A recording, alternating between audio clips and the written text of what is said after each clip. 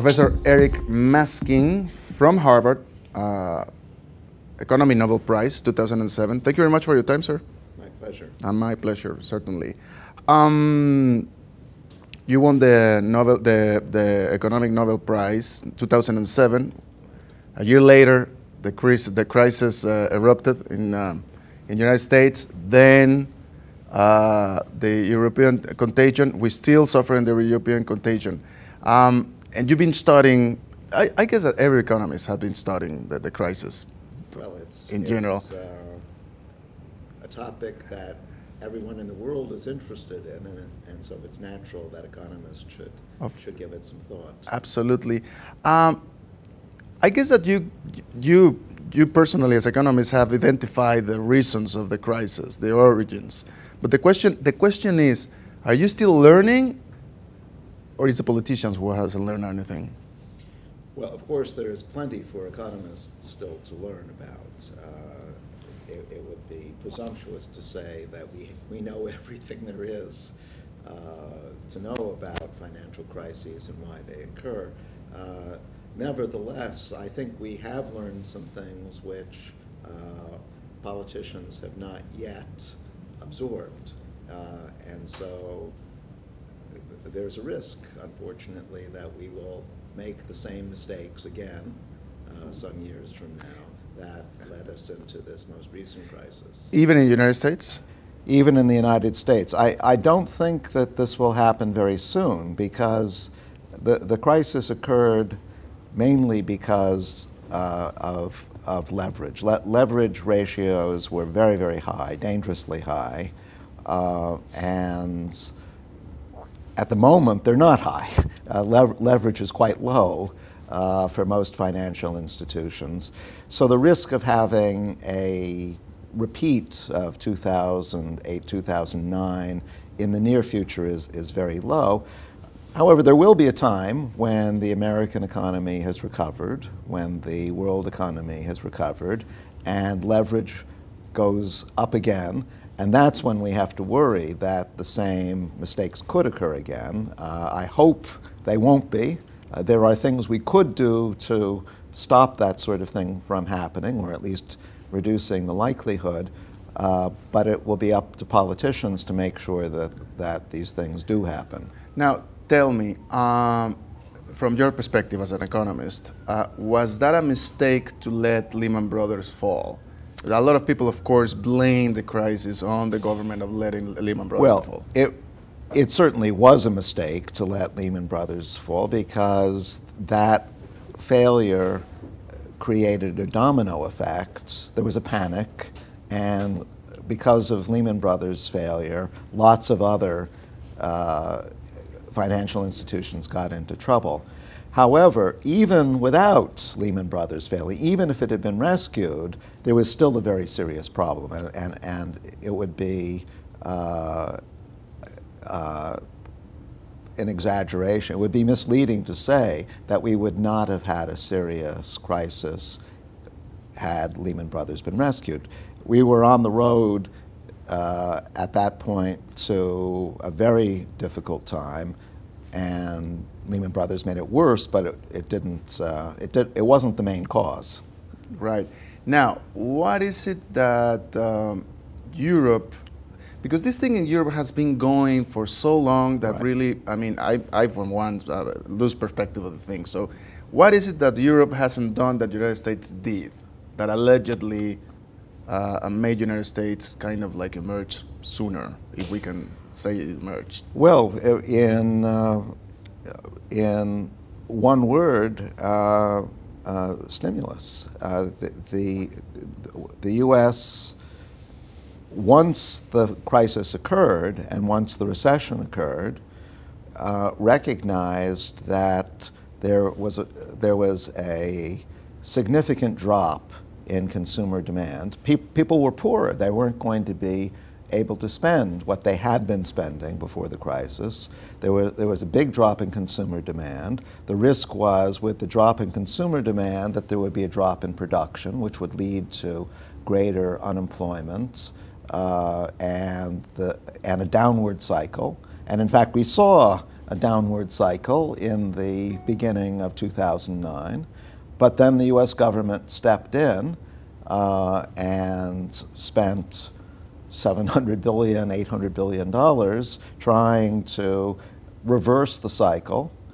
There are many economists who argue that the stimulus wasn't large enough, but the point is that it was big enough to stop the most serious risk, which was to go into a major depression. And as a result of that action and the actions that the Federal Reserve Bank took, relaxing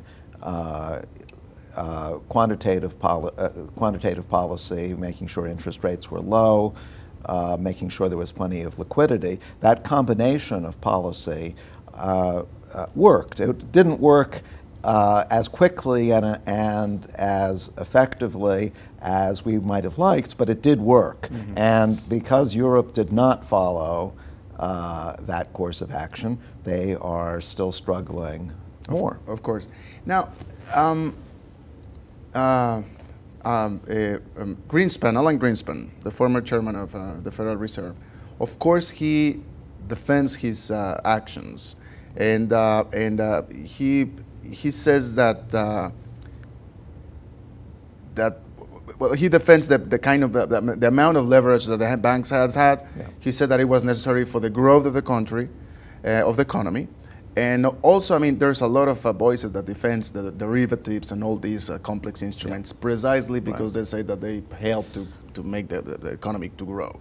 So I guess my question is, how should a financial sector would be in the future that supports strong growth without imbalances that eventually will lead to a crisis? Right. Well, there is a trade-off that you have to make. There's no question that there's a balancing act that has to be achieved to get both good growth and some financial stability. I'm not opposed to leverage. Leverage is a very useful tool for expanding the financial support for worthwhile investments. If a bank doesn't have enough money itself to invest in a worthwhile project, it can borrow money from other financial institutions and put it into this investment, and the investment is where growth comes from.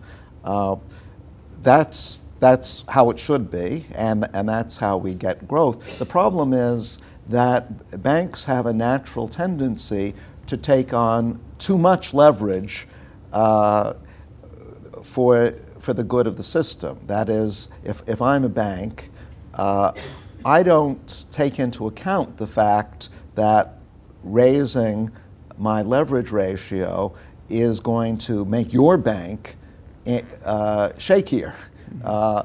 I have no incentive to take into account the risk that I'm imposing on your bank, and so I take on too much leverage. You take on too much leverage. All banks take on too much leverage. There has to be some mechanism in place for keeping leverage at a safe level. Now, what is that safe level? Well, history suggests that leverage ratios somewhere between 15 to 1 and 20 to 1 work pretty well. But in the run-up to the big financial crisis of 2009, we were seeing leverage ratios of 30 to 1, 40 to 1, 50 to 1. Those we can see were just too high. So it should be the role of government, such as the Federal Reserve, other regulatory agencies, to keep leverage ratios, not to eliminate leverage, but to keep leverage ratios at these historically safe ratios of 15 to 1, 20 to 1. We in fact had a period of almost 40 years from the end of the Great Depression to the deregulation of the 1980s, where leverage did stay within those parameters, and there were no financial crises to speak of, at least nothing nearly on the scale of the recent crisis, and there was also good growth. So we have a historical experience that shows that the balance is possible. Interesting. Now, the new government, Barack Obama, when he arrived, he said that the problem was precisely regulation, and that he will precisely also support more regulation for Wall Street.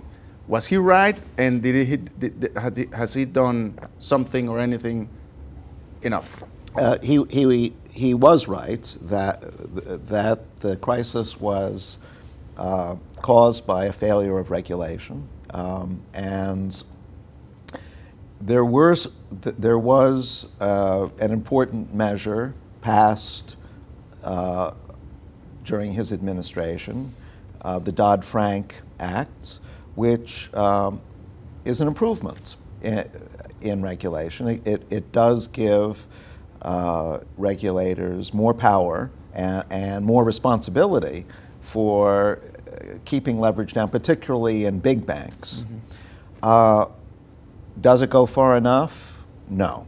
I think the Dodd-Frank Act is definitely a step in the right direction, but it is not sufficient to prevent future financial crises. So more work needs to be done. Now, for the next 4 years, it's not a political question, it's an economic question. Barack Obama, Mitt Romney, does it really matter? I think it does matter. There are some important differences between the two. Romney's policy for getting the economy back on track seems to be, as far as we can tell, because he hasn't provided all the details, cutting taxes and also cutting government spending dramatically to try to reduce deficits. I think the tax cut parts makes a lot of sense at the moment because the economy is still quite far from full employment, and you want to make sure that consumer demand remains strong at a time when we're not operating at full capacity.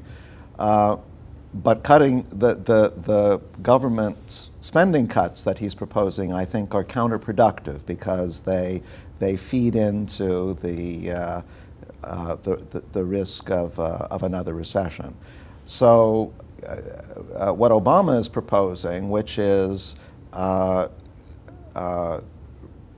reducing taxes on middle-income people, or at least keeping the tax rates for middle-income people low, not cutting government spending, and financing that spending by raising taxes on the rich, I think has a better chance at getting us to a full employment economy more quickly than Romney's plan.